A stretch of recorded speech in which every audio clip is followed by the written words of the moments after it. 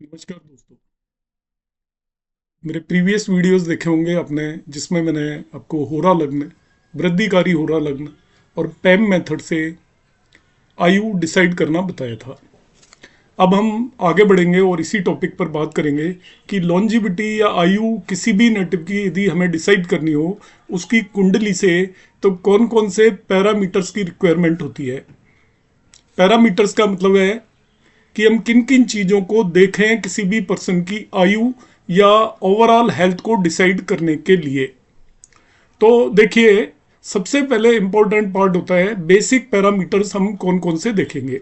तो basic parameter के दो कंपोनेंट हैं। एक कंपोनेंट होता है स्टैटिक, जो कि स्थिर होता है और वो आपकी कुंडली में प्रेजेंट होता है। और दूसरा कंपोनेंट होता है डायनेमिक, जो चलायमान होता है और वो डिपेंड करता है दशा और ट्रांजिट पर, दशा और गोचर पर। तो जो स्टैटिक कंपोनेंट होते हैं आयु के लिए, वो होते हैं आपके हाउस, उन हाउस के स्वामी या हाउस लॉर्ड जिसे बोलते हैं, कार, कार का जो भी कारक है उम्र के, और डिविजनल चार्ट। ये चार जो कंपोनेंट हैं वो स्टैटिक हैं। किसी भी नेटिव की जब हम कुंडली बनाते हैं तो हाउसेस फिक्स हैं जो उसकी एज को डिसाइड करेंगे, उनके हाउस लॉर्ड भी फिक्स हैं। कौन कौन से कारक हैं वो पहले से ही डिसाइडेड है कि जो लॉन्जिविटी का कारक है लाइक सैटर्न, और डिविजनल चार्ट हमें कौन कौन से देखने हैं। डायनेमिक पैरामीटर्स जो हैं वो दशा एंड ट्रांजिट हैं। आप इस पूरे वीडियो को एंड तक देखिए। यदि अभी तक चैनल सब्सक्राइब नहीं किया है तो आप सब्सक्राइब कर लें, तो आप एंड में जाकर देखेंगे कि आप लॉन्जिविटी से रिलेटेड आपके सभी कंसेप्ट क्लियर हो जाएंगे और आप एक पर्सन की एक्यूरेट एज निकालने में कैपेबल हो पाएंगे। जो कि शास्त्रों में या क्लासिक्स में जो मेथड दिए हुए हैं उन्हें मैं यहाँ पर एक्सप्लेन करूंगा। तो बेसिक पैरामीटर्स में जो स्टैटिक पैरामीटर है उन्हें हम सबसे पहले डिस्कस करेंगे। तो वन बाय वन देखिए, यहाँ पर हाउस, हाउस लॉर्ड, कार का और डिविजनल चार्ट को हम डिस्कस करेंगे कि कौन कौन सी हाउसेस इंपॉर्टेंट है, उनके हाउस लॉर्ड, कारक कौन है और कौन कौन से डिविजनल चार्ट को देखना है, किस तरीके से देखना है। तो सबसे पहले हम बात करते हैं हाउस की। तो इसमें दो तरीके के हाउस होते हैं लॉन्जिविटी या आयु के लिए। एक होते हैं प्राइमरी हाउस और दूसरे होते हैं सेकेंडरी हाउस। प्राइमरी हाउस मतलब मोस्ट इंपॉर्टेंट हाउसेज जो लॉन्जिविटी के लिए देखना है। तो प्राइमरी हाउस होते हैं लग्न एंड एट्थ हाउस, और सेकेंडरी हाउसेज होते हैं थर्ड एंड टेंथ। तो लॉन्जिविटी के लिए या आयु के लिए चार हाउसेज को मैंने यहाँ पे कंसिडर किया है। प्राइमरी हाउसेज में लग्न एंड एट्थ हाउस, और सेकेंडरी हाउसेज में थर्ड एंड टेंथ हाउस। अब मैं रीजन बताऊंगा क्यों इन हाउसेज को कंसिडर किया है। देखिए, लग्न इज बॉडी। हमारी जो लग्न है वो हमारा शरीर है, एंड स्टार्टिंग ऑफ लाइफ, लग्न से ही हमारी लाइफ की शुरुआत होती है, दैट इज बर्थ। तो बर्थ पैदा कौन होता है? लग्न पैदा होती है, तो उसी की आयु होगी, इसलिए लग्न सबसे ज्यादा इंपॉर्टेंट हो जाती है।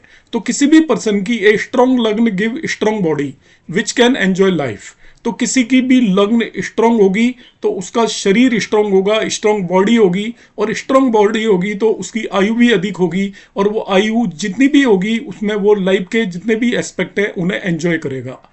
तो जब भी किसी पर्सन की हमें लॉन्जिविटी आयु देखनी है तो सबसे इंपॉर्टेंट पार्ट होता है लग्न, क्योंकि पर्सन खुद एक लग्न है या लग्न उस पर्सन को रिप्रेजेंट करती है। तो लग्न की स्ट्रेंथ हमें चेक करनी चाहिए। दूसरा पैरामीटर है एट्थ हाउस, जो मैंने यहाँ पे बताया प्राइमरी पैरामीटर्स में। तो eighth house is house of आयु। उम्र का भाव या मृत्यु का भाव आठवां भाव है। जितना ये स्ट्रोंगर होगा, stronger the eighth house, better is longevity. तो लॉन्जिविटी या आयु ज्यादा होने के लिए लग्न को भी स्ट्रोंग होना चाहिए, आठवें भाव को भी स्ट्रोंग होना चाहिए। यदि ये दोनों ही स्ट्रोंग नहीं है तो ऐसे पर्सन की आयु यदि रही भी तो वो स्वस्थ नहीं रहेगा और बीमारियों से ग्रसित रहेगा। अब आ जाते हैं हम सेकेंडरी हाउसेस की। Third house is alternate house of आयु। जैसे एट्थ हाउस हाउस ऑफ आयु है, थर्ड उसका अल्टरनेट हाउस है। एज पर भावत भावम सिद्धांत, किसी भी भाव से उतना ही भाव आगे गिनने पर जो भी भाव आता है वो उस भाव के भी रिजल्ट देता है। जैसे एट्थ भाव से यदि मैं एट्थ हाउस काउंट करूं तो थर्ड हाउस आ जाता है। तो थर्ड हाउस भी भावत भावम थ्योरी के हिसाब से अल्टरनेट हाउस हो गया आयु का। It is shadow of eighth house shows आयु। जैसे एट्थ हाउस आयु को शो करता है, थर्ड हाउस भी उसकी बिल्कुल माइन्यूट डिटेल को रिप्रेजेंट करता है। तो भावत भावन सिद्धांत के हिसाब से 8 to 8 मतलब थर्ड हाउस भी आपका आयु को रिप्रेजेंट करेगा। नेक्स्ट वन आता है 10th हाउस, मैंने यहाँ पे लिया है सेकेंडरी हाउसेज में, आप देखते हैं तो 10th हाउस हमने कंसीडर किया है। तो 10th हाउस को आप ध्यान से समझें। 10th हाउस थर्ड हाउस से 8th है और 8th हाउस से थर्ड है। अभी हमने बताया था कि 8th हाउस और थर्ड हाउस आयु को रिप्रेजेंट करते हैं। तो जो 10th हाउस है आप 8 से काउंट करोगे तो तीसरा भाव आएगा और तीसरे से काउंट करेंगे तो 8th हाउस आएगा। और ये वैसे भी हाउस ऑफ कर्म है, कर्म का, काम का हाउस है ये। कर्म का मतलब केवल प्रोफेशन नहीं है, आपकी लाइफ में जितने तरीके के कर्म आप करते हो उन्हें 10th हाउस रिप्रेजेंट करता है। योर एक्शंस, गुड एक्शंस और गुड बैड एक्शंस, सभी को यही रिप्रेजेंट करता है। 10th house can set off bad 8th house to some extent. यदि 8th हाउस खराब है और आपका 10th हाउस स्ट्रांग है तो वो खराब 8th हाउस को मोर देन कंपनसेट कर देता है। एक पर्सन की जो डेथ होती है actually it is also death of karmas, इसलिए 10वां भाव बड़ा इंपॉर्टेंट हो जाता है। जब भी पर्सन की डेथ होती है तो उसके कर्म खत्म हो जाते हैं। जब पर्सन के कर्म खत्म होते हैं तभी हम उसकी डेथ मानते हैं, क्योंकि जब तक पर्सन का माइंड चल रहा है, वो फिजिकली हैंडीकैप भी पड़ा हुआ है, तो वो कुछ ना कुछ सोचकर कर्म करता रहता है। कर्मों का अंत होता है मौत के बाद। जब तक एक पर्सन जिंदा है तब तक वो किसी भी तरीके के कर्म करेगा। तो जो 4 हाउसेज इंपॉर्टेंट है वो हाउसेज मैंने बता दिया आपको, लग्न, 8th house, third house and 10th house. तो लॉन्जेविटी में हमें 4 हाउस देखने चाहिए। अब आ जाती है प्लैनेट्स कौन कौन से इंपॉर्टेंट हो जाते हैं। तो प्लैनेट जो इंपॉर्टेंट होंगे वो होगा आपका लग्न लॉर्ड, 8th लॉर्ड एंड तीसरा मून। क्योंकि अभी जो मैंने 2 हाउसेज, प्राइमरी हाउसेज बताए थे आयु के लिए, वो बताई थी लग्न और दूसरा प्राइमरी हाउस बताया था 8th हाउस। तो इन दोनों के जो स्वामी होंगे, लॉर्ड होंगे, वो भी लॉन्जिविटी के लिए इंपॉर्टेंट हो जाते हैं। और तीसरा मून हो जाता है। मून आपको मालूम है मन का कारक है। तो हम देखते हैं कैसे ये इंपॉर्टेंट हो जाते हैं। यहां पर मैंने बताया हुआ है ए स्ट्रॉन्ग लग्न लॉर्ड। यदि लग्न का लॉर्ड स्ट्रॉन्ग है, टेक केयर ऑफ लग्न, किसी भी भाव के लॉर्ड पर उस भाव की ध्यान रखने की जिम्मेवारी होती है, उसके कार्य को पूरा करने की जिम्मेवारी होती है। लॉर्ड का मतलब ही ये होता है। तो जो लग्न लॉर्ड है उसका काम होता है लग्न का ध्यान रखना। तो यदि एक स्ट्रॉन्ग लग्न लॉर्ड है, लग्न का लॉर्ड सही भाव में प्लेस्ड है, स्ट्रॉन्ग है, एक्सोल्टेड है, तो लग्न का ध्यान रखेगा। लग्न मतलब पर्सन का ध्यान रखेगा। तो एक पर्सन की लाइफ में सबसे इंपॉर्टेंट आयु के लिए और उसके स्वास्थ्य के लिए लग्न लॉर्ड हो जाता है। यदि ये स्ट्रॉन्ग है तो वो लग्न को भी स्ट्रॉन्ग बना देगा। ए वीक और bad placed lagna lord is of no help. यदि लग्न लॉर्ड वीक है, कमजोर है और खराब भावों में बैठा हुआ है तो वो उस नेटिव की किसी भी तरीके की मदद नहीं कर पाएगा। और वो उसको कोई डिजीज होनी है, बीमारी होनी है तो वो रोक नहीं पाएगा, लड़ने की ताकत नहीं दे पाएगा उसे। लग्न lord is king of horoscope. तो लग्न लॉर्ड एक तरीके से पूरी कुंडली का राजा होता है, किंग होता है। And wherever king goes that place gets the blessings. तो जिस भी भाव में जाकर लग्न लॉर्ड बैठ जाता है वो भाव स्ट्रोंगर हो जाता है, क्योंकि सबसे स्ट्रॉन्ग प्लैनेट उस जगह पर जाकर बैठता है। आप ऐसे समझें, कोई एक बहुत बड़ा राज है तो जहां पर राजा जाकर रहेगा उस जगह को राजधानी बोला जाता है।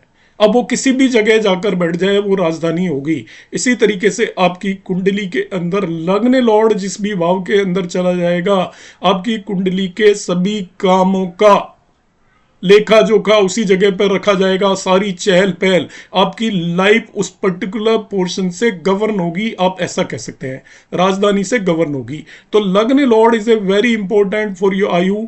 लग्न लॉर्ड स्ट्रोंग होगा तो आपकी लग्न को स्ट्रोंग कर देगा, आपको स्ट्रोंग कर देगा, आपकी आयु ज्यादा होगी। मगर लग्न लॉर्ड वीक है तो वो आपकी ज्यादा मदद नहीं कर पाएगा। दूसरा, लग्न लॉर्ड जिस भी भाव में जाकर बैठ जाता है वो पर्टिकुलर भाव आपकी लाइफ को गवर्न करेगा।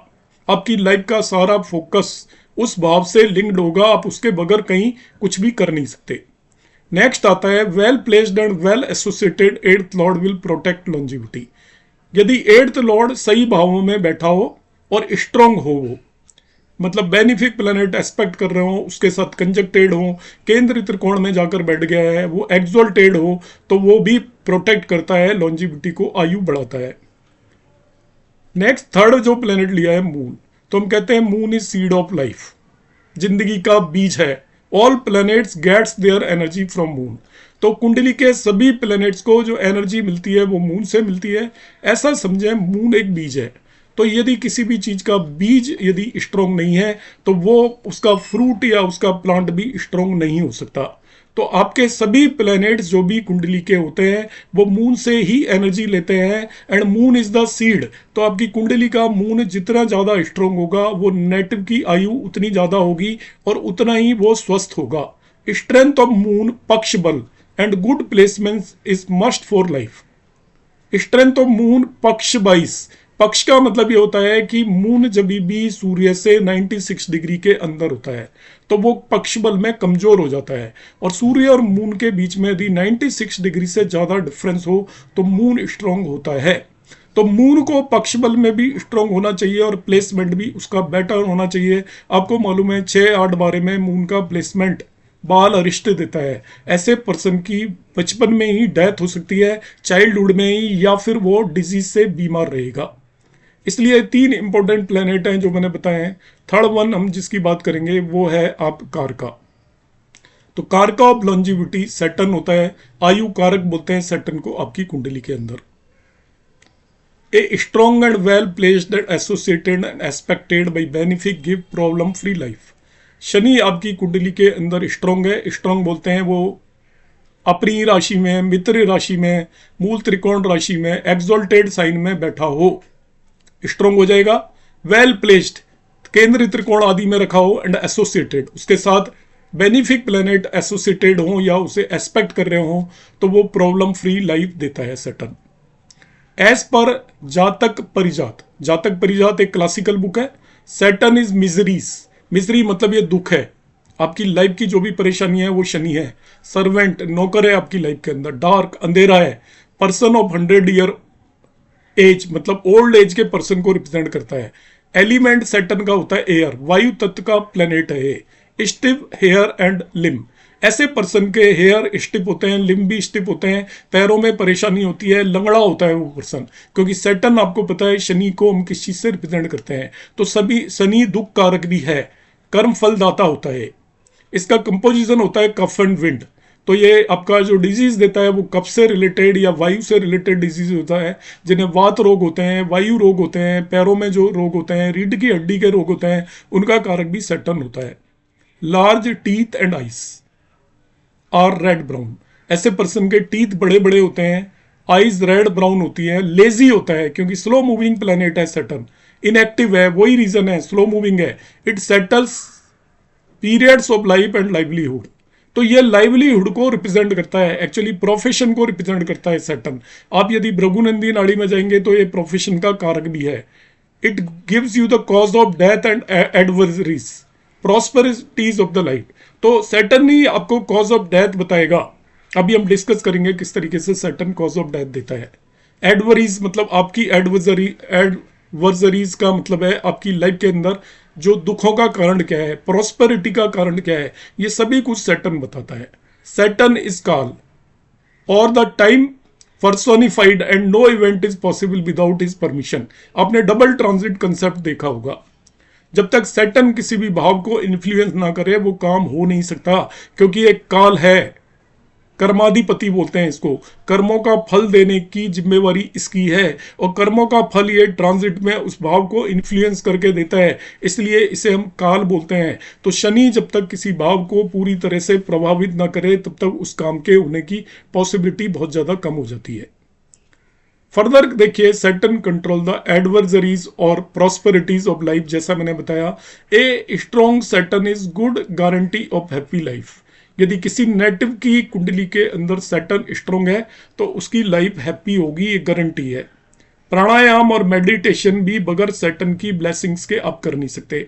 तो क्योंकि प्राणायाम और मेडिटेशन एक तरह की पूजा है, त्याग है, तप है, और तप बगैर सैटर्न के आशीर्वाद के कोई कर नहीं सकता। Hard labour, Saturn hard labour का कारक भी है। Control on your eating, doing तपस्या, जप will better the quality of life. तो जब Saturn he quality of life को इंप्रूव करने का कारक है, क्योंकि ये सारी चीज बगैर सैटर्न के आप कर नहीं सकते।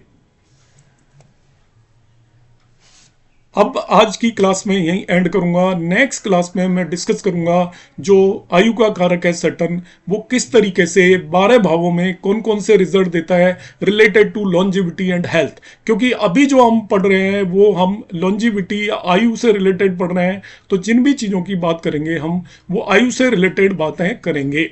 तो उम्मीद है आपको आज की क्लास अच्छी लगी होगी। आपको क्लास कैसी लगी आप जरूर कमेंट बॉक्स में कमेंट करिएगा। आप चैनल को जल्दी से सब्सक्राइब कर लें जिससे कि कोई भी वीडियो आपके ध्यान से मिस ना हो और आप कंटिन्यूअसली इस एस्ट्रोलॉजी को लगातार सीखते रहें, आपके ज्ञान में वर्धन होता रहे। नमस्कार।